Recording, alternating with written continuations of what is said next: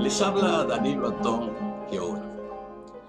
Este video se presenta en el marco del ciclo Mitos y Verdades del canal de Fogón en Fogón y la radio cooperativa.uy. Tratará específicamente de los cambios de frontera en el continente europeo durante los últimos 150 años y de qué forma estos cambios reflejaron la existencia y sobrevivencia de las identidades nacionales y lingüísticas. Este video se apoya en varios libros sobre historia contemporánea que publiqué en México para su utilización en el bachillerato mexicano hace una década y que en gran medida todavía están vigentes. Desde el punto de vista de su configuración física y su geografía, Europa es un continente heterogéneo y fragmentado. Tiene un perímetro de costas muy extenso, numerosas penínsulas e islas, cadenas montañosas que separan unas de otras los numerosos sectores territoriales del continente.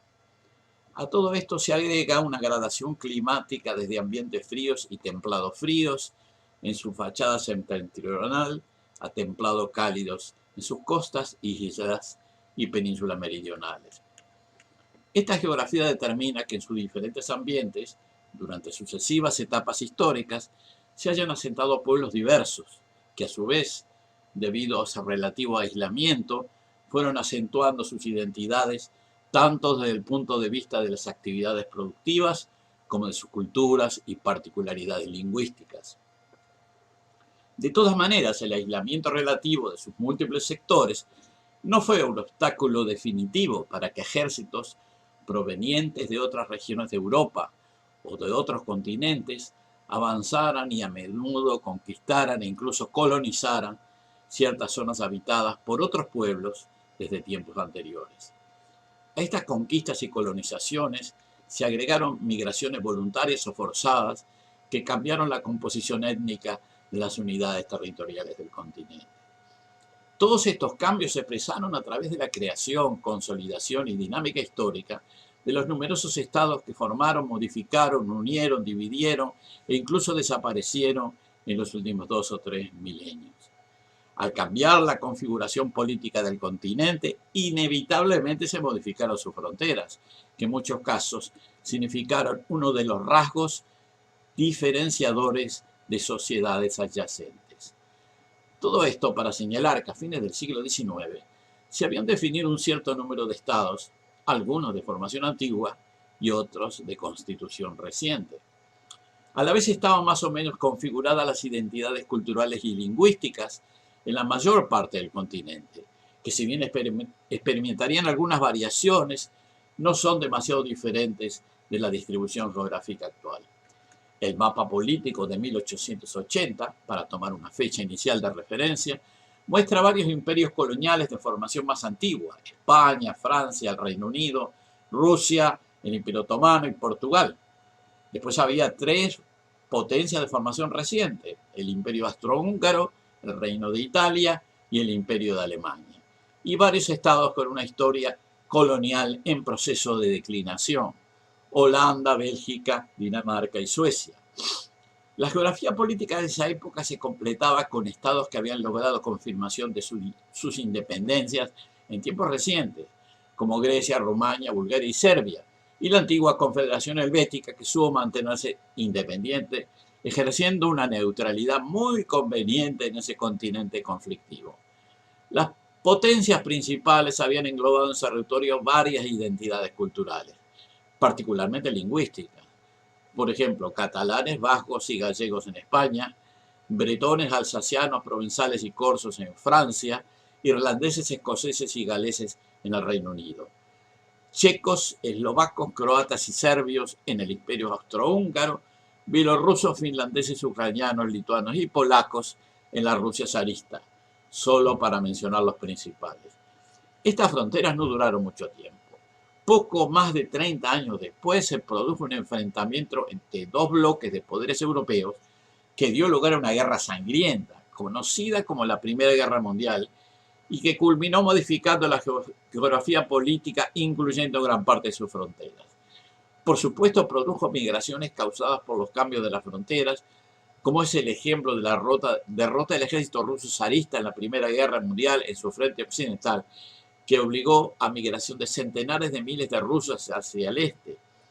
En este periodo, y sobre todo después de la guerra, aparecieron nuevos países apoyados sin identidades lingüísticas, culturales y religiosas tradicionales, como Noruega, separado de Suecia desde 1905, Albania, independiente desde 1912, Finlandia, independiente desde 1917, Lituania, independiente desde 1918, Polonia desde también 1918, Letonia desde 1918, Estonia desde 1920 y el reino de los serbios, croatas y eslovenos, o sea, Yugoslavia, en 1918.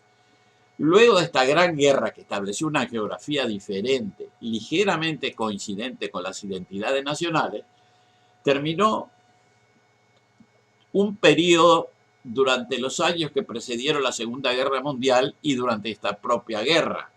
En este momento ocurrieron importantes procesos de reconfiguración de la geografía política del continente, debido sobre todo a la expansión nazi alemana, pero que en gran medida se recomponerían de nuevo a una situación parecida a la original al terminar la guerra. Entre 1918 y 1921 se libró una guerra contra la recién proclamada República de Polonia, que había intentado anexionarse al Estado lituano, y la guerra se saldó con la pérdida del 20% del territorio lituano, con la capital Vilna incluida, por lo que la capital se trasladó provisoriamente a Kaunas. En 1939 Alemania había incorporado a Austria y los Sudetes, las montañas que corresponde a Bohemia y Moravia, así como Danzig, Königsberg, en la Prusia Oriental. En la Europa del Este, Polonia había definido temporalmente sus fronteras con la URSS al este, con Alemania al oeste, y con Rumania y Eslovaquia y Hungría al sur, y con Lituania y Latvia al norte. Tres países que experimentaron grandes cambios fueron los estados bálticos, porque Lituania fue incorporada a la URSS en el 40 por el pacto Ribbentrop-Molotov y luego ocupada por los nazis.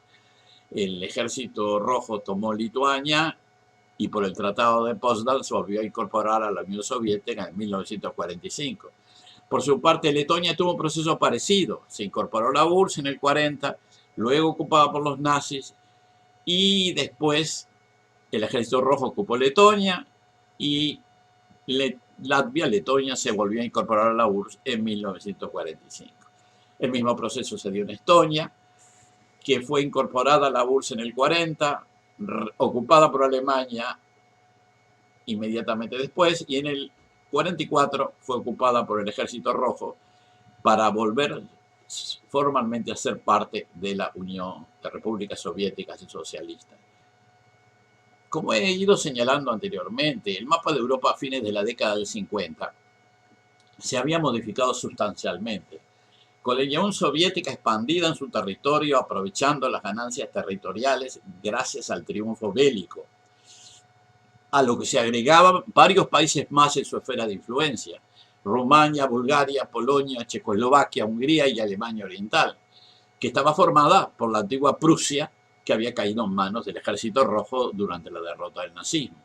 Toda esta región, influenciada por la Unión Soviética, estaba unificada en un pacto que se llamaba el Pacto de Varsovia.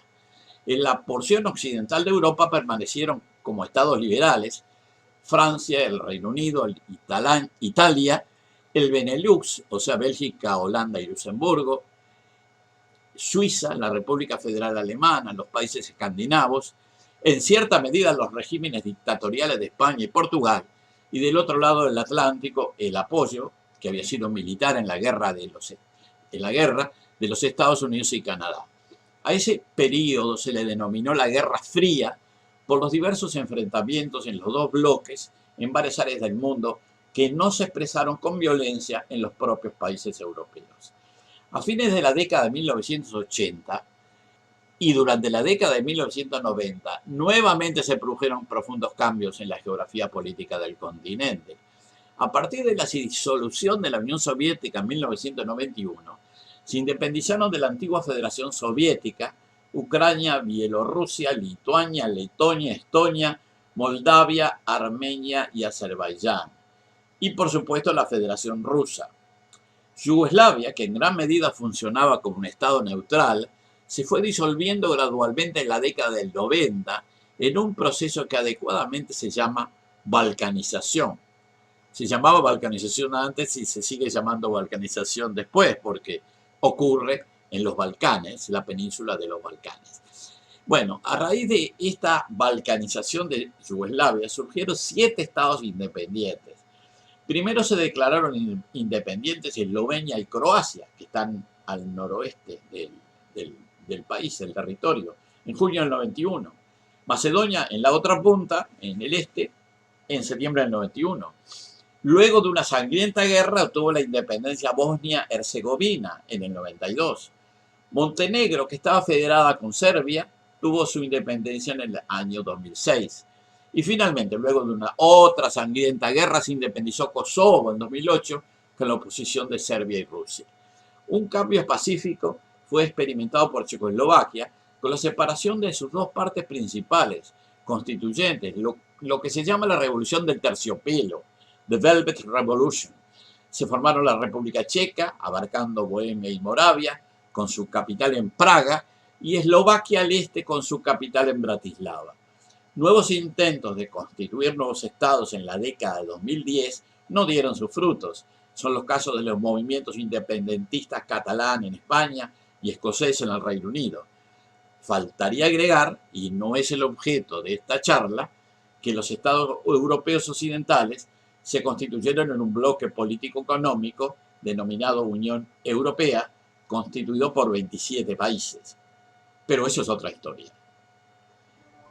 Este video se presentó en el marco del ciclo Mitos y Verdades del canal de Fogón en Fogón y la radio cooperativa.uy.